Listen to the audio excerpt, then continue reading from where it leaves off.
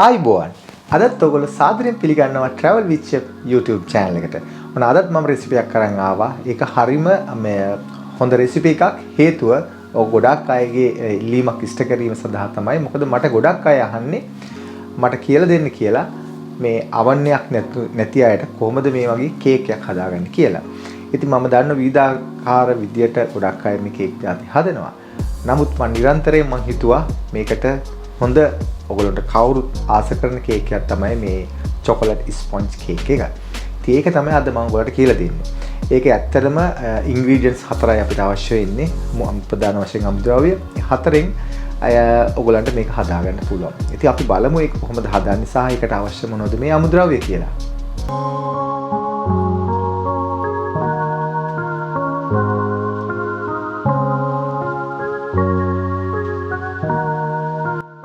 ඉතින් මෙතන තියෙනවා බිත්තර හතරක් තියෙනවා. මේක ගන්නකොට ගන්න ඕනේ ඔයගොල්ලෝ මේක ෆ්‍රිජ් එකෙන් තියලා ගන්න එපා. මේක එළියෙන් තියලා room temperature එකේ තියෙන බිත්තරයක් තමයි මේකට අවශ්‍ය වෙන්නේ. ඉතින් මේකේ සාමාන්‍ය විශාල ලොකු ප්‍රමාණයේ බිත්තර හතරක් මෙතන තියෙනවා. ඊළඟට මෙතන තියෙනවා පිටි කේක් හදන්න ගන්න පාන් පිටි එක.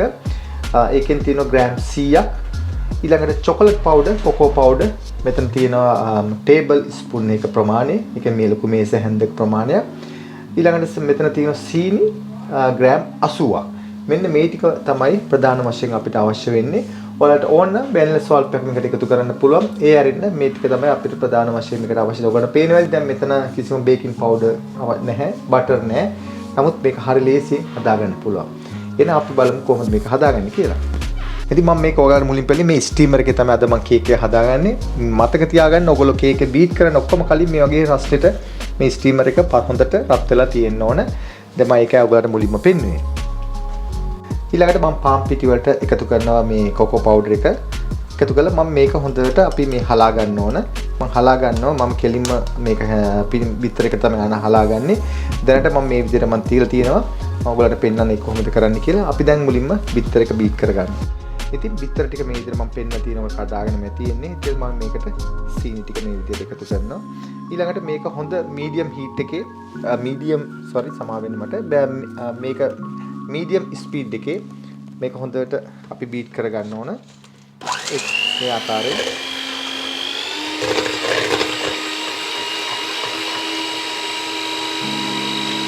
මේක නොනවත්වාම විනාඩි 5ක් හොඳට මේක බීට් කරගන්න. මම ඔයාලට මේක අවසාන අදියේදී ඔයගොල්ලෝ පෙන්නන මේ කොහොම දෙන්න ඕන කියලා. ඉතින් මම මේ ඇවිල්ලා විනාඩි 5කට පස්සේ මේ අන්තිම අදියරේ ඉන්නේ. ඔයාලට පේනවා ඇති මේක හොඳට ක්‍රීමි ගතියට ඇවිල්ලා තියෙනවා. ඊළඟට මේ විශාල වශයෙන් බුබුල් ගතිය පේන තියෙන ඔයගොල්ලන්ට මේකට අපි කියනවා මේ රිබන් ස්ටේජ් එක කියලා. මම ඔයාලට පෙන්නන්න. මෙන්න මේ ආකාරයෙන් හොඳට මේක සොෆ්ට් එකට ඇනලා තියෙන්න ඕනේ. මේ වගේ ඉස්සුවා මෙන්න මේ විදිහට වැටෙන්න ඕන. මේක තමයි රිබන් ස්ටේජ් එක. මේ ආකාරයෙන් මේ අට ගහන්න පුළුවන් වෙන්න ඕන. ඉතින් මෙන්න මේ විදියට තත්ත්වයට අපි හොඳට මේක බීට් කරගන්න ඕන. එච්චරයි මේක වෙන්නේ. ඊට පස්සේ දැන් අපි පිටි ටික මේකට කවලම් කරගමු. ඉතින් මම පිටි ටික පොඩ මම මේකට එකතු කරනවා. ඒකෙදි මම මේ වගේ මෙතනින් පෙරලා ගන්න වෙන්නේ. ඒකෙන් අපි පොඩ ටික එකතු කරනවා මේ කොටස් 3 වතාවකට අපි වගේ එකතු කරමු. හේතු ඔක්කොම එකපාරට දාන්න එපා. මෙතනදී අපි කරන්න ඕනේ මේ වගේ හැන්දක් අරගෙන මේක හිමීට මේක ෆෝල් කරන්න ඕනේ. අපි මේ වගේ මේ ආකාරයෙන් කවලම් කරනවා. මේකෙදි අපි හරි පරිස්සම් වෙන්න ඕන. මේක ඕනට වඩා හයියෙන් කරන්න එපා. නැත්තම් මේකේ හරි ප්‍රතිඵල ගන්න බැරි වෙනවා. එතකොට මේ ආකාරයෙන් තමයි මේක කලවම් කරගන්නේ. මේකෙදි සමහර අය මේක නැවතත් බීටරේ පාවිච්චි කරනවා. ඒක කරන්න එපා. මේක මේ විදියට හිමීට මේක හොඳට කලවම් කරගන්න. මේකේ තියෙන හොඳට මේ ෆෝම් වෙච්ච ගතිය මේ නැති කරගන්න එපා. ඒකයි මම මේ විදියට කරන්නේ. විශේෂයෙන් මොකද මේකට අපි එකතු කරන්නේ නැහැ කිසිම බේකින් පවුඩර්වත් බයිකාබෝනේට් සෝඩා ඕ කිසි දෙයක් පාවිච්චි කරන්නේ නැති නිසා මේක තියෙන්නේ මේක හොඳට බීට් කරපු එකේ ප්‍රතිඵල තමයි මේක තියෙන්නේ. ඒකෙනුයි අපි මේක හොඳට සොෆ්ට් එකට ගන්නෙ. ඒක නිසා ඔයගොල්ලෝ හරි පරිස්සමින් මේක මේ කලවම් කරගන්න ඕනේ. ඉතින් මම මේ ඇත්තටම මේ පොඩි ප්‍රමාණයක් ඔයගලන්ට මේ වීඩියෝ එක පෙන්වන්න ඕන නිසා තමයි මම මේ ආකාරයෙන් මේ හැන්දකින් කරන්නේ. අපි විශාල ප්‍රමාණය හදද්දි ඇත්තටම ගොඩක් වෙලාට අපේ අතින් තමයි මේක කරන්නේ. ඔයගොල්ලෝ පුදුම වේවි. මේකද මේක විශාල ප්‍රමාණයක් කරනකොට ඇත්තටම අපි අතින් තමයි කරන්න වෙන්නේ. හේතුව මේ වගේ හැන්දකින් අමාරුයි කරන්න මේක. ඔයාලට පේන්නේ නැති මම කොච්චර පරිස්සමෙන්ද මේක කරන්න කියලා. ඒ කරන ප්‍රමාණය තමයි මේකේ ප්‍රතිඵල තියෙන්නේ. ඉතින් ඔයාලා වුණත් දැන් මේක කරනකොට මේක පරිස්සමෙන් හැබැයි කරන්න වෙන්නේ. මොකද සමහර අය කියනවා මේ මොකද ඔයාලා මේ බටර් කේක් හදද්දිත් මේ විදිහට කරන්න ඕන කියලා. මම අවශ්‍ය වෙන්නේ නැහැ බටර් කේක් එක. මොකද බටර් කේක් එකට කොහොමත් ඔයගොල්ලෝ දානවා බේකින් පවුඩර්. එතකොට ඒක කොහොමත් පිපිලෙනවා. මේ වගේ දෙයක් මේ ස්පොන්ජ් එකක් වගේ හදද්දි මේ වගේ අනිවාර්යෙන්ම මේ වගේ කලවම් කරගන්න ඕන. පරිස්සමට මතක තියාගන්න මේ හැම ඇතුලේ හොඳට කවලම් වෙලා තියෙන්න ඕනේ. පිටි තියෙන්න බෑ. ඔය නැත්තම් අපිට මේ කේක් එක හැදුවන් පස්සේ තනින් තන මේ බේක් වෙච්ච නැති ස්ටීම් වෙච්ච නැති මේකේ මේ පිටි එහෙම ඉතුරු වෙන්න පුළුවන්. ඔන්න මම මේ ඔක්කොම දැන් පිටි ටික දාලා මේ හොඳට කලවම් කරගත්තා. දැන් මේක ඔබට පේනවා ඇති. ස්ටව් පොඩ්ඩක් බලන්න මේ අඩි හැම හොඳට තියෙන්න පුළුවන් මේ පාරවල්.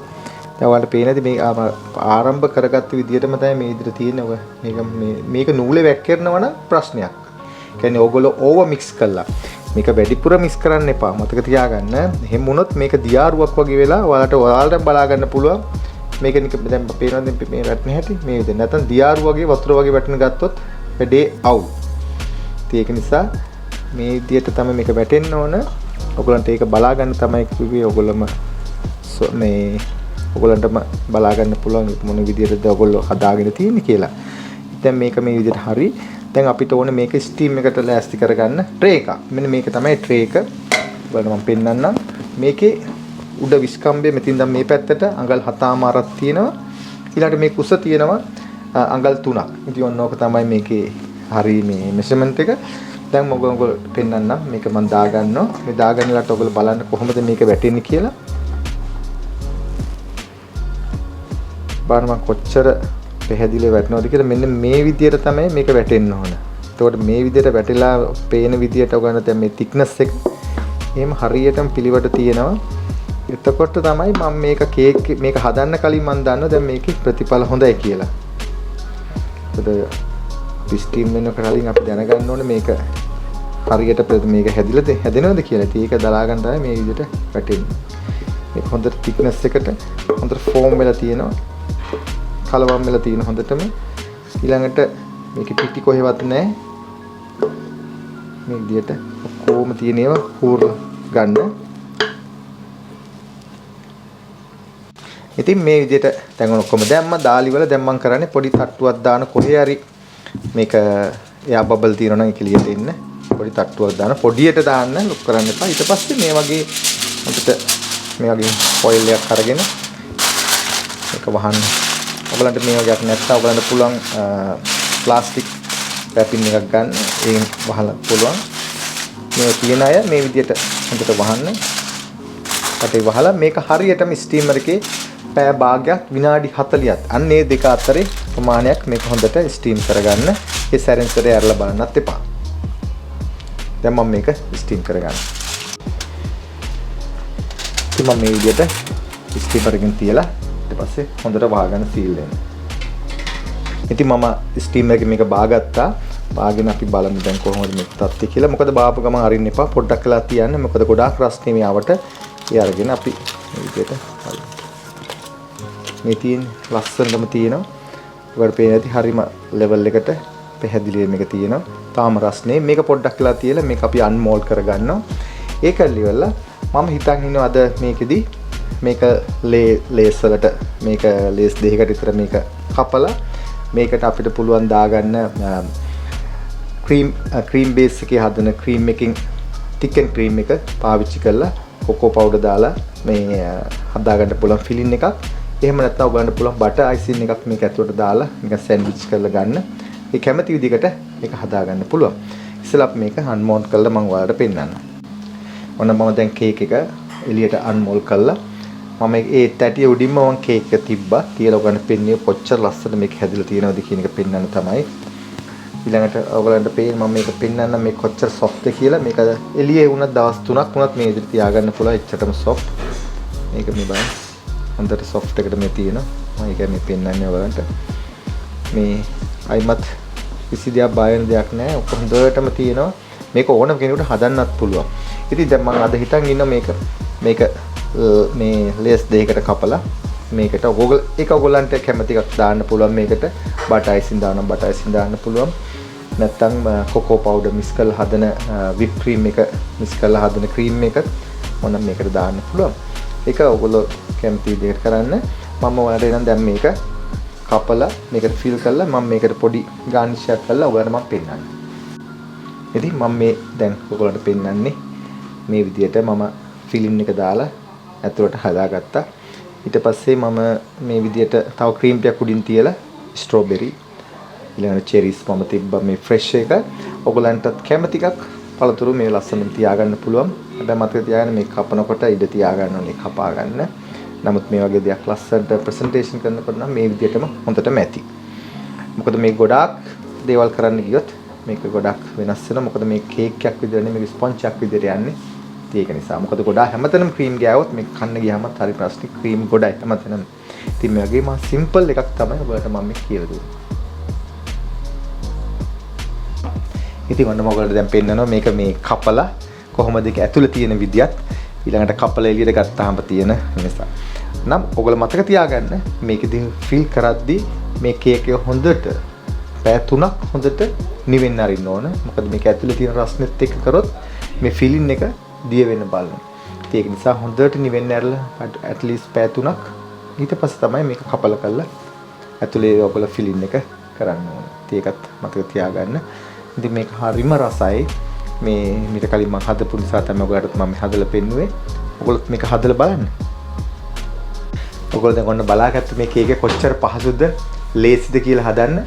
ඉතින් ඔයගොල්ලොත් මේක හදන්න, හදලා බලන්න. මේකේ විශේෂ දෙයක් තමයි තියෙන්නේ. ඔයගොල්ලන්ගේ යාළුවන්ට කියන්න සමහර අය කැමති නෑ මේ බේකින් පවුඩර් දාන ඒවට, ඊළඟට ඊස් දාන ඒවට, බයිකාබොනේට් සෝඩා සමහර අයට ඇලර්ජික් තියෙනවා. ඉතින් ඔන්න ඒ අයට මේක හොඳ අවස්ථාවක් ඔයගොල්ලන්ට මේ විදියට හදලා දෙන්න. ඉතින් ඔයගොල්ලන්ට පේනවා ඇති ඔයගොල්ලන්ට ඉන්ග්‍රීඩියන්ට්ස් එක මොනවද තියෙන්නේ කියලා හරි පැහැදිලි, හරිම ලේසි. ඔයගොල්ලන්ට හදන්න ඕනම කෙනෙකුට හදන්න පුළුවන්. දැන් ඔන්න මම එක විසඳුමක් දුන්නා ඔයගොල්ලන්ට oven එකක් නැති කෙනෙකුට කොහොමද මේ ස්ටීම් කරලා මේ වගේ ලස්සනට කේක් එකක් හදාගන්න කියලා. ඒ නිසා මේක පුළුවන් තරම් ෂෙයා කරන්න. ඔයගොල්ලෝ යාළුවන්ට සමහර ගොඩක් අය ඉන්නවා ඒක ඇලර්ජික් අය. විශේෂයෙන් මේ ඔයගොල්ලන්ට මේ බේකින් පවුඩර් වගේ ඊස් වගේ දේවල් කන්න කන අයට. ඉතින් එයාටත් මෙන්න හොඳ අවස්ථාවක් මේ වගේ කේක් එකක් හදාගෙන කන්න පුළුවන්. ඉතින් මම හිතනවා අද වැඩසටහනේ ඔයගොල්ලෝ යමක් අධිගෙන ගන්න ඇති කියලා.